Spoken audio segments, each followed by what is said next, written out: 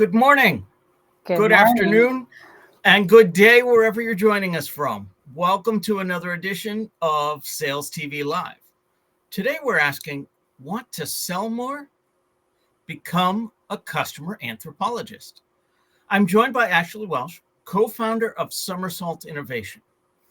With her extensive experience working with high-tech sales teams from companies like Microsoft and Salesforce, Ashley brings a wealth of knowledge on leveraging design thinking to build deeper client relationships and accelerate revenue growth. Ashley, welcome. Thank you so much. Appreciate it. Absolutely. Ashley, let's start by having you tell us a little bit more about you, your background, and what led you to where you are today. Sure. So I have a background in sales. I've been in sales for over 30 years. I started at a consulting firm, and during that time, I was there for 20 years selling, and during that time I learned about design thinking, which is an innovation methodology. And although I was selling the methodology as a process that people could learn to do in their companies, I also was delivering it to groups of people and fell in love with this methodology. I would say design thinking is a process that's fun, it's energizing, it's collaborative, and it reduces your risk of failure and increases your rate of success because it gets you close to the customer. So fell in love with the methodology, left the company I was working at with a co-founder and said, let's start our own company so that we can just focus on teaching people these skills of design thinking. And then quickly realized that these skills really could tremendously transform how sellers sold. So that's a different type of application of design thinking in the sales environment. And so that's what we pioneered, bringing these tools, basically curating the best tools to enhance a seller's ability to move through the deal cycle faster for a greater opportunity with their customers. So that was the birth of Somersault Innovation almost 10 years ago now. And we started working at Salesforce. And I think because of that, we've stayed in the high-tech space mostly, working with go-to-market teams, account executives, and sort of various roles within the go-to-market community. Fantastic. Thank you for that. Sure. So I want to jump right into the topic for today. What does it mean to be a customer anthropologist? Yeah, thank you for asking. Well, I think of anthropologists as super engaged in understanding with all sorts of interesting tools and techniques the person they're studying. And so in sales, we need to be really curious about our customer and understanding everything about them and their customers. And so I've coined that term in order to help sellers really orient themselves to the degree to which it would benefit them to really understand their customer and their customer's customer.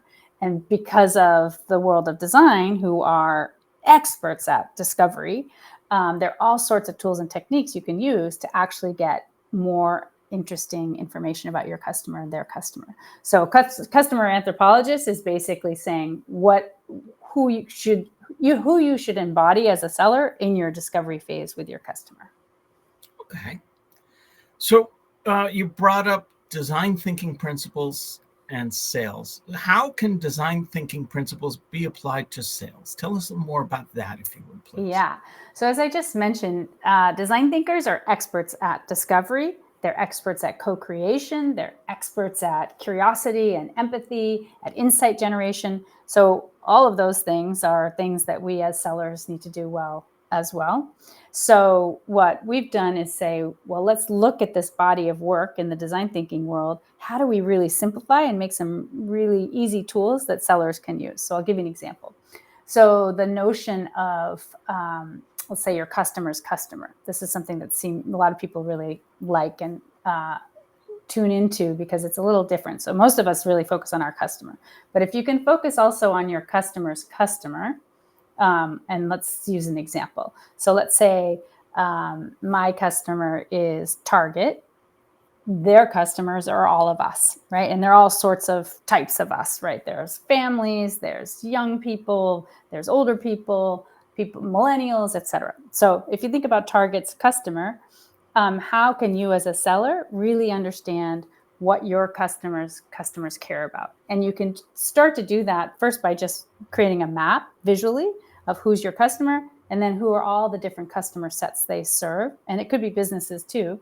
And then start to think about which would be an interesting customer set to get a little bit more information about, because it connects with what my customer cares about. So let's say, I'm making this up, let's say Target is really trying to go after the new mother population. If I, as a seller to Target, am able to do some good discovery about new mothers and learn about what they care about right now at this time in the world, and serve that information up to Target, that's interesting to them, right? That causes them to lean in and say, well, wow, tell me more about that, because that's something I'm interested in. So you're paying attention to where value is derived for your customer. And if you can learn just a few interesting insights about that customer set, it changes the conversation with your customer, because all of a sudden now you're consultative. You're bringing something to them that's interesting to them versus talking about your product. I love it. Talking to them about the things that they care about instead of talking to them about the things that I care about. Exactly. Which sounds easy, right? But I think in sales, the other thing I'm fond of saying, or I think about, is like the pressure of sales and the promise of pay really obliterates our ability to stay customer centric, to stay curious and empathic, because we are sort of being told we need to close. That's how we're going to make our money. And that's what our company, our executives, and if we're public, our shareholders are looking for. Ironic, the more we push towards that, the further it goes. Totally ironic, right? And if you can relax into, let me just stay curious and open, you create better connections, people share more, and of course, more is likely to transpire from that vantage point. So you've mentioned co-creative. I'm a seller. Mm-hmm. Here's my stuff. Mm-hmm. This is the stuff that I have to sell. What do you mean by co-creative? What are the key behaviors of a co-creative seller?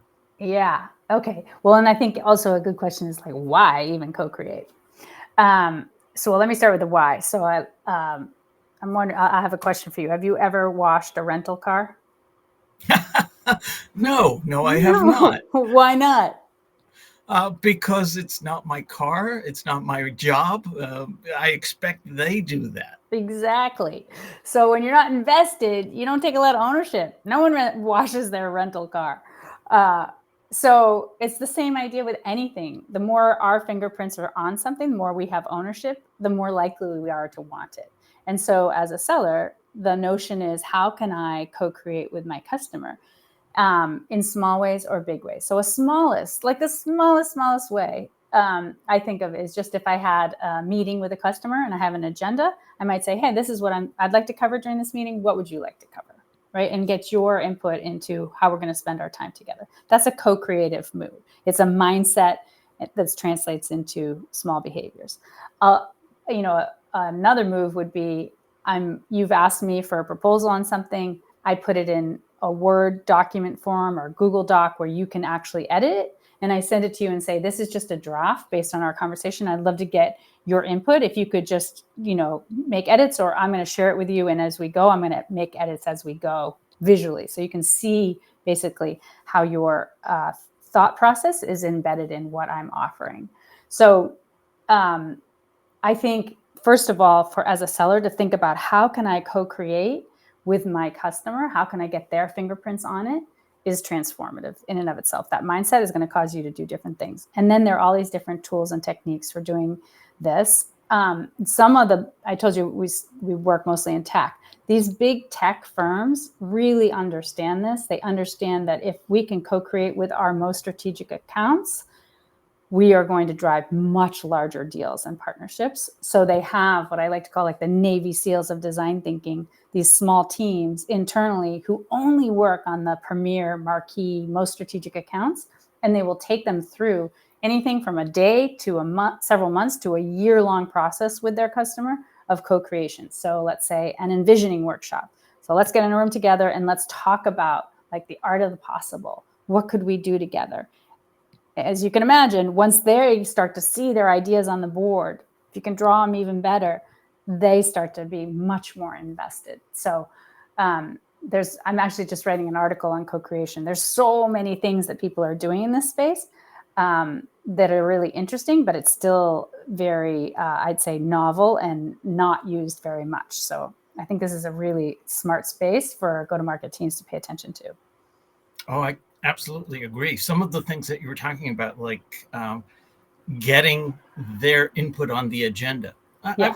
I've heard some top salespeople talk about that, but I don't know that they talked about it in the context of co-creation. Yeah. So they know that it works just inherently, Yeah. but they don't know why. So when Yeah. they go and tell their peers, this is what works, well, I don't understand why, and I'm not going to emulate it. But in that framework, that's just one of many things that you can do to get people to buy in. Because when it's no longer my rental car, Yeah. when it's my car, Yeah. you're damn right I'm going to Yeah. wash it, and Yeah. I'm going to change the oil, and I'm going Yeah. to do all of the other maintenance with it. And oh, lo and behold, I'm going to see it through. Yes. Whereas in a sales process, if it's not about me at all, I'm opting out. Exactly. And I think there's another piece of this, which is the authenticity of this. I mean, when I talk about being a customer anthropologist or being curious or being co-creative, it has to come from an authentic place. Otherwise, it's just manipulative. And so that is as you say, people might ask their customer for input on the agenda. Could be just a manipulative move because they know it works, and that will come through. So authenticity is important as well. Oh, absolutely. So how can empathy lead to faster deal cycles and increased sales opportunities? Yeah. So empathy, as we're wired for empathy. I don't know if you've ever, there's a great video that has a mom with their baby. And in the video, it was done by a doctor. It was done years ago, like in the 70s. You can find it online. So mom's with her baby, and the baby's sitting in front of her, and the mom is engaged with the baby and cooing at the baby, and the baby's all happy and reactive. And then the mom is told to just turn away. So the mom literally turns like this and gives nothing to the baby. And the baby starts to sort of reach out and starts to gurgle a little bit and make these moves or sounds to be like, hey, pay attention to me. Finally, the baby gets so distressed that the baby starts arching out of their seat until the mother finally turns around and says, oh, I'm back. And so you can see how we are wired for this empathic connection. And when we don't receive it, what happens to us? Of course, we've developed all sorts of coping mechanisms as adults to figure our way through if we don't have an empathic person on the other side of us.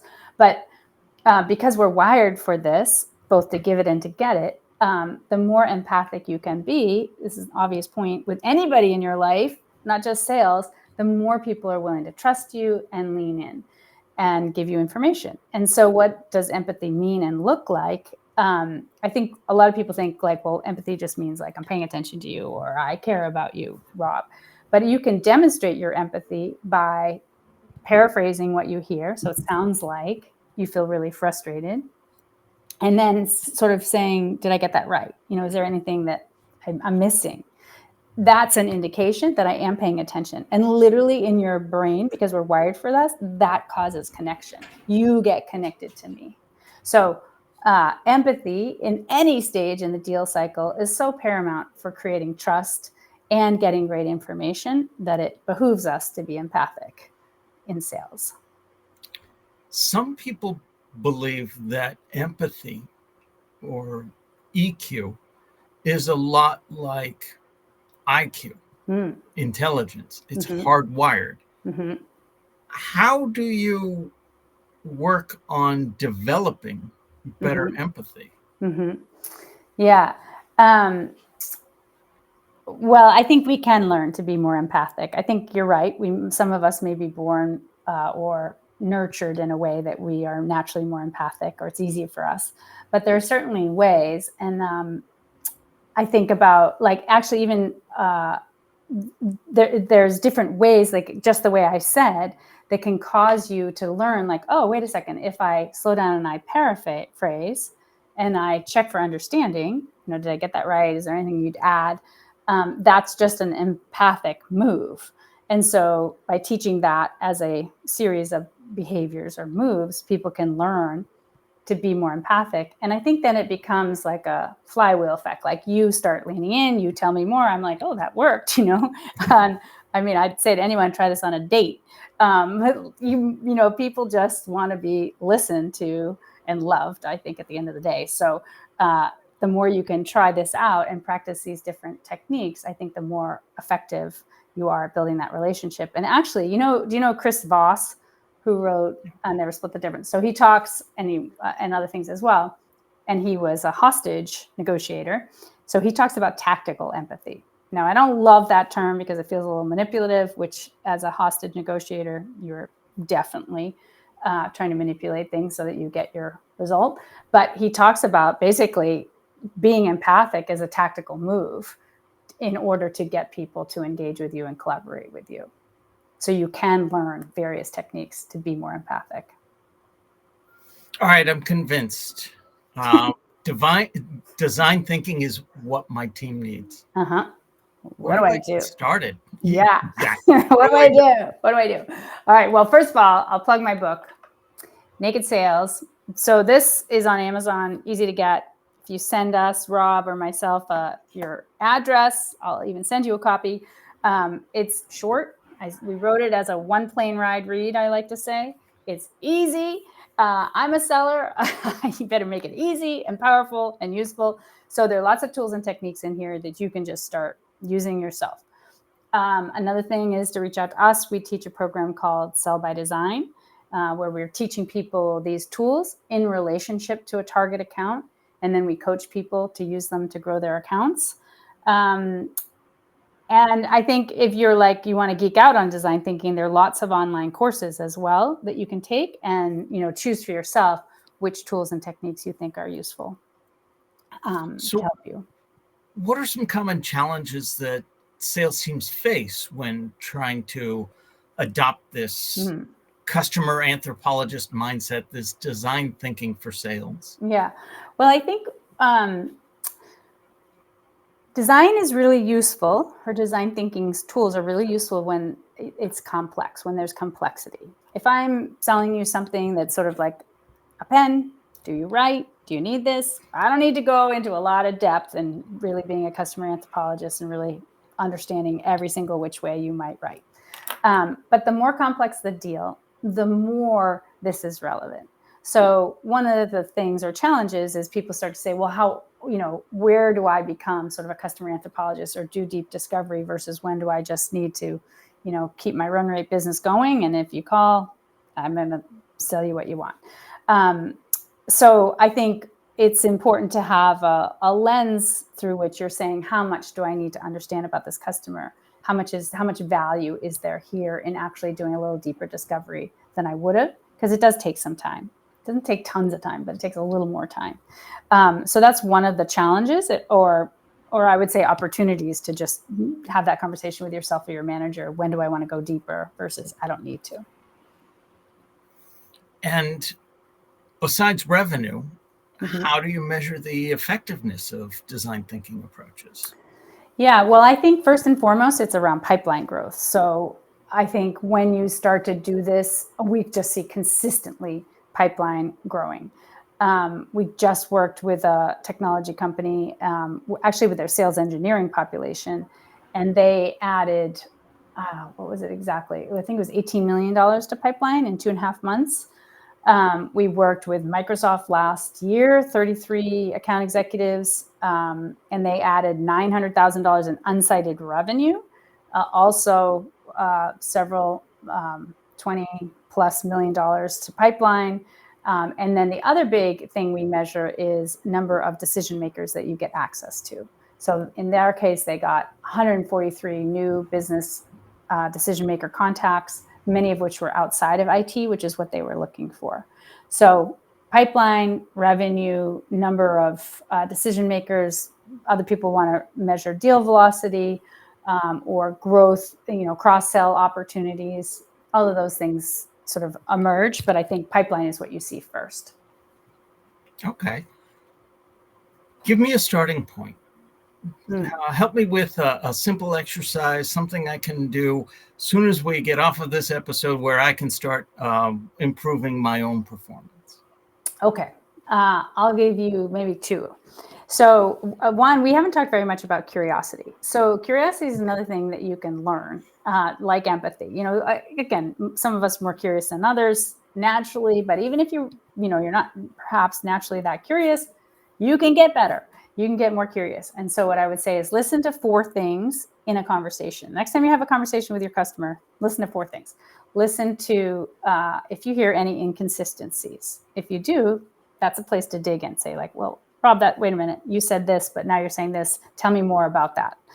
That's an inconsistency. Pay attention to what people value, which means like it's emotional for them. People make decisions based on emotion, and then they back it up with logic. So you want to understand emotion. So if Rob, you seem really frustrated, super happy, anxious, interested, whatever it might be, I might say like I'll lean in. That sounds like you really care about that, Rob. Tell me more about that. Or that sounds like a problem that's really bothering you. Tell me more about that. So what people value, hacks or workarounds, you've all of a sudden come up with your own technology to get around a system because whatever technology you have doesn't work. That's brilliant for a seller. Like, ooh, why did you create that? Tell me more about that. That's a hack. And then lastly, things that surprise you. So, oh, I didn't know you were going to do that. Or I don't understand that acronym. Or, wow, tell me more about that. If you hear a surprise, lean in. All of those are portals to more information. And you'll get more information that you can use. So those are curiosity tips. Another tip would be just immediately, next time you're on with a customer, ask them to tell you about their customer. You could say, tell me about your favorite customer. Why do they buy from you? What's the value to them of your services? Reorient the conversation to their customers. In that context, are you seeking an exact customer or a customer persona? Yeah, I'd say an exact customer because that just becomes more interesting. I mean, they're going to give you what they give you, but if I said to you, tell me about your favorite customer, you'd probably give me something real. And then that becomes more interesting to you. It's more interesting to me, and I can get information that becomes useful. And I think in all of this, especially in this discovery phase, you're not looking to just find the problem you can solve. That narrows what you're going to hear and what you're going to ask about. You want to open the aperture of what you learn because that's where more opportunity shows up. So forget about what you're selling for a little bit. Just focus on learning. Forget about what you're selling and just focus on learning, aka listen. Yeah, that's really scary territory for most salespeople, isn't it? Yes. And that's why I think a lot of people don't do it because I don't also know what you're going to say. So I think we also need to shed this idea of being the expert for a little bit. There's this, I think, of the myth of expertise, like you're more likely to engage with me or I'm more successful the more expert I seem. And I would say, actually, it's about being more curious is what actually draws you to me. We want to be connected first. From thousands of years ago, I need to know, like, are you going to hunt me down and kill me or not? I need to know, do we have a connection? First and foremost, next, I care about how smart you are. Oh, I love it. Excellent. Ashley, this has been great. How can people learn more? Where can they get in touch with you? Yes, well, LinkedIn is probably the easiest thing. Ashley Welch at Somersault Innovation being the company, or you can email me, Ashley at somersaultinnovation.com. Check your spelling of somersault, 1M. And I'm sure they can find me through you as well. Absolutely. We now have a newsletter. Don't miss an episode. Get show highlights, beyond the show insights, and reminders of upcoming episodes. You can scan the QR code on screen, or you can visit us at salestv.live/newsletter. This has been another edition of Sales TV Live. On behalf of everyone at Sales TV, to our guests and to our audience, thank you very much for being an active part in today's conversation. And we'll see you next time.